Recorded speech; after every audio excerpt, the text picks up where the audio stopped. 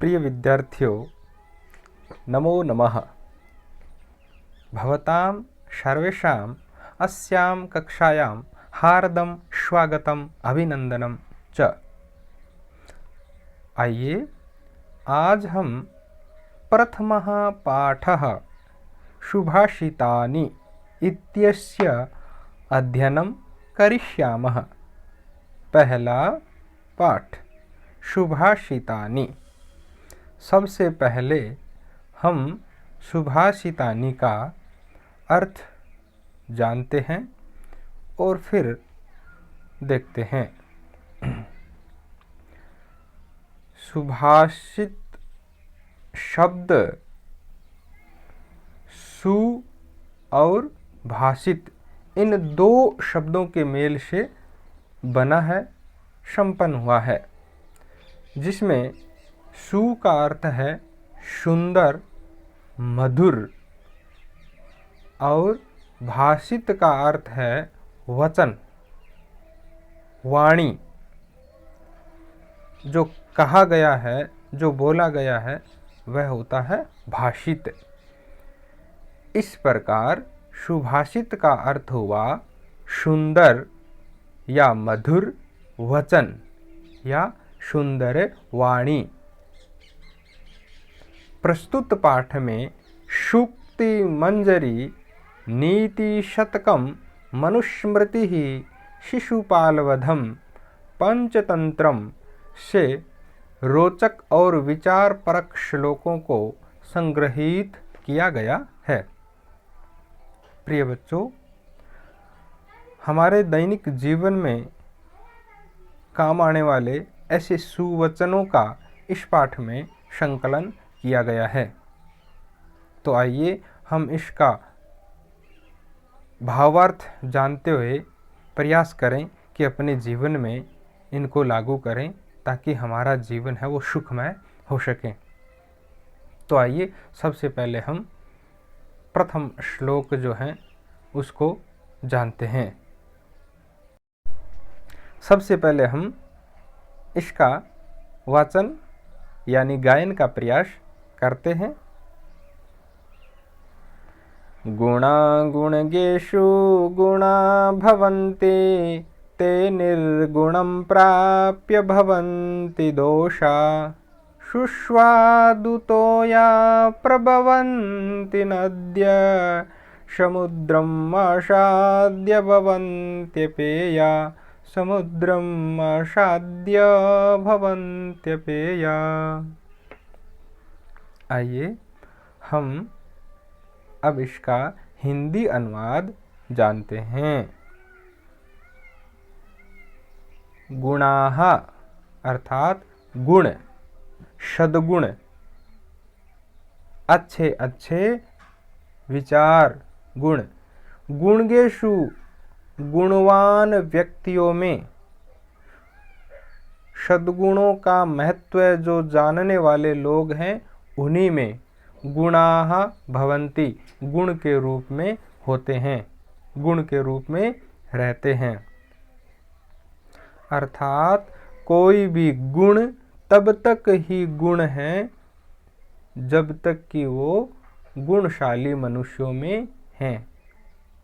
अर्थात गुणों का जो महत्व जानते हैं, जो लोग, जो मनुष्य गुणों का महत्व जानते हैं, उन्हीं में वो गुण गुण के रूप में रहते हैं।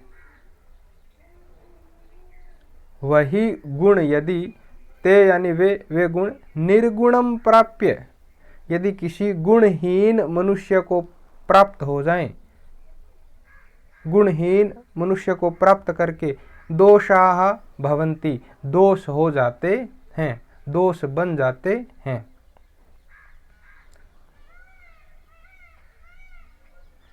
फिर कहा कैसे?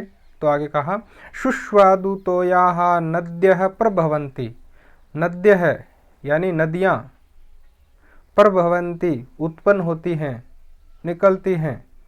कैसी?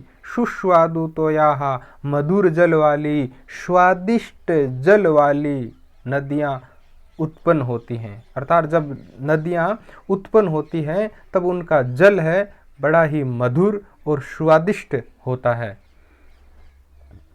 किंतु समुद्रम आसाद्य, समुद्र को प्राप्त करके, महासागर को प्राप्त करके, यानी वही नदियाँ समुद्र को जब प्राप्त कर लेती है, समुद्र में जब मिल जाती हैं, तब भवंती हो जाती है अपेयाः,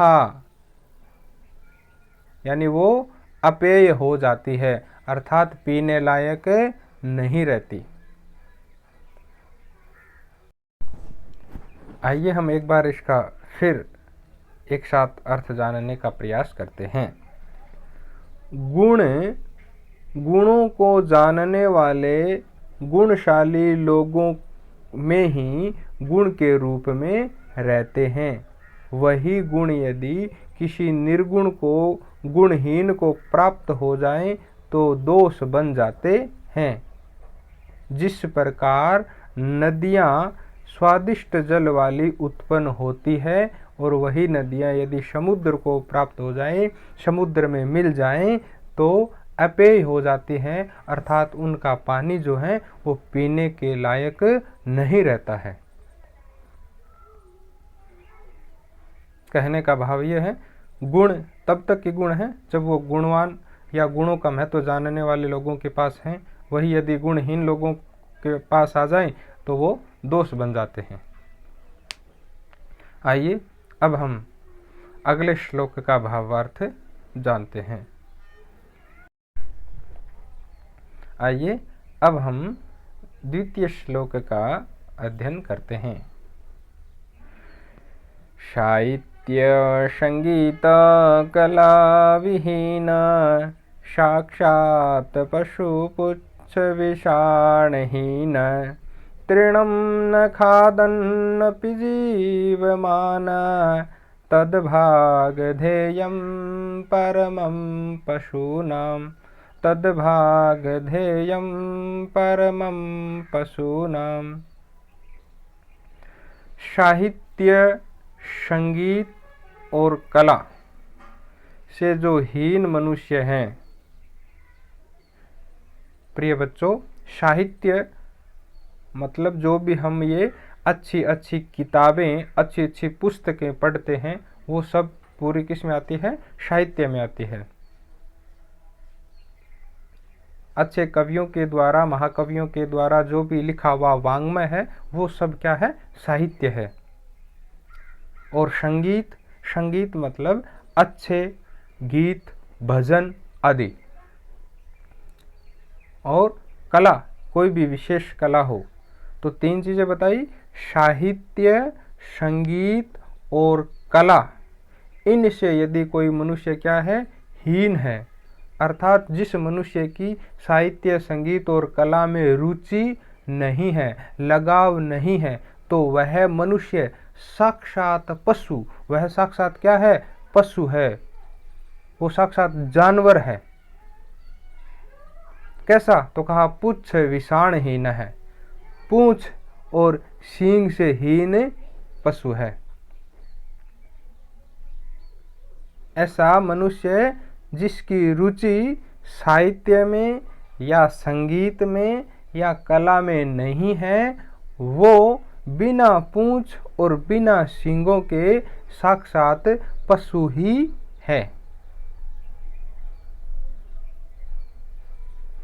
आगे कहा तृणम न खादन्नपि जीवमान है। तृण न खाते हुए भी, यानी घास फूस नहीं खाते हुए भी जीवमान है, वह जी रहा है। तद भागधेयम, बड़े भाग्य की बात है, सौभाग्य की बात है। किसके लिए? तो कहा पशु नाम, पशुओं के लिए। पशु नाम परमम तद भागधेयम, पशुओं का ये बड़ा ही सौभाग्य है कि वो घास फूस नहीं खाते हुए भी जी रहे हैं। अर्थात साहित्य, संगीत और कला से हीन मनुष्य बिना पूंछ और सींग के साक्षात पशु ही है। ये पशुओं का, जानवरों का परम सौभाग्य है कि वो घास फूस नहीं खाते हुए भी जीवमान है, जी रहा है। अर्थात प्रिय बच्चों, हमारी साहित्य में, संगीत में और कला में रुचि होनी चाहिए। हमें अच्छी अच्छी पुस्तकें पढ़नी चाहिए। अच्छे अच्छे जो संगीत हैं, सुगीत हैं, भजन आदि हैं, उनमें भी हमारी रुचि होनी चाहिए। आइए अब हम अगले श्लोक का अध्ययन करते हैं। लुब्धस्य नश्यति यश पिशुनस्य मैत्री, नष्टक्रियस्य कुलमर्थपरस्य धर्म, विद्याफलं व्यसनिना कृपणस्य सौख्यं, राज्यं प्रमथ सचिवस्य नराधिपस्य, राज्यं प्रमथ सचिवस्य नराधिपस्य। प्रिय बच्चों, इसमें बहुत ही सुंदर बात कही है, ध्यान से सुनिए। लुब्धस्य नश्यति यशः। लुब्ध कहते हैं लालची मनुष्य को, लोभी मनुष्य को। जो मनुष्य क्या होता है, लालची होता है, लोभी होता है, उसका यश है, यश नश्यति नाश हो जाता है, नष्ट हो जाता है। यश का मतलब उसका जो नाम फैला हुआ है, उसकी जो कीर्ति, उसकी जो प्रसिद्धि समाज में, परिवार में, इधर उधर जो उसका नाम फैला हुआ है, वो धीरे धीरे नष्ट हो जाता है। लोभी मनुष्य का यश नष्ट हो जाता है, अतः हमें लालच नहीं करना चाहिए। आगे कहा पिशुनस्य मैत्री, और जो पिशुन होता है, पिशुन का मतलब है चुगलखोर, चुगली करने वाला जो मनुष्य है, उसकी मैत्री नष्ट हो जाती है, उसकी मित्रता नष्ट हो जाती है। क्यों? क्योंकि जो मनुष्य क्या करेगा, चुगली करेगा, इधर उधर की बातों को फैलाएगा बिना मतलब, तो उसकी मित्रता धीरे धीरे खत्म हो जाएगी। लोग उससे मित्रता नहीं करना चाहेंगे। नष्ट क्रियस्य कुलम, और जिसकी क्रियाएं नष्ट हो चुकी हैं, अर्थात जो निष्क्रिय रहता है, कोई क्रिया नहीं करता है, कोई काम नहीं करता है, उसका कुल नष्ट हो जाता है, उसका वंश धीरे धीरे समाप्त हो जाता है। अर्थपरस्य धर्म है, और जो अर्थ पर है, अर्थात जो धन पर आश्रित रहता है, धन को ही ज्यादा महत्व देता है, उसका धर्म धीरे धीरे नष्ट हो जाता है। विद्या फलम व्यसनीन है, और जो व्यक्ति व्यसनी है, बुरी आदतों से लाचार है, उसका विद्या फल धीरे धीरे समाप्त हो जाता है। मान लेते हैं कि हमने विद्या फल अर्जन किया है, कुछ विशेष विद्या प्राप्त की है, और यदि हमें किसी भी प्रकार की बुरी लत पड़ गई, तो वो जो फल है धीरे धीरे क्या हो जाएगा, नाश हो जाएगा। कृपणस्य सौख्यम, और कृपण का मतलब होता है कंजूस। कंजूस व्यक्ति का सुख है वो नष्ट हो जाता है, सुख चैन सब छीन जाता है। इसलिए हमें इतना कंजूस भी नहीं होना चाहिए। राज्यम प्रमथ सचिवस्य नराधिपस्य, नराधिप, नराधिप का मतलब होता है राजा। ऐसे राजा का राज्य भी नष्ट हो जाता है जिसका सचिव प्रमत्त हो, अर्थात प्रमादग्रस्त हो, आलसी हो, अर्थात आलसी सचिव वाले राजा का राज्य भी नष्ट हो जाता है।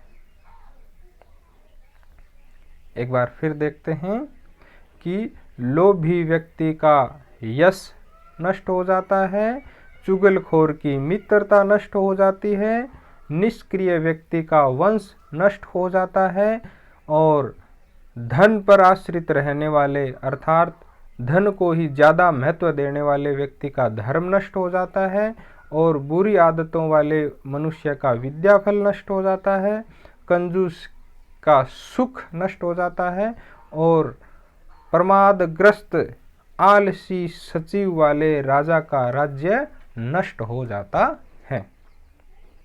अस्तु प्रिय बच्चों, शेष पद्यांश हम अगली कक्षा में पढ़ेंगे। तब तक नमो नमः, नमस्कार।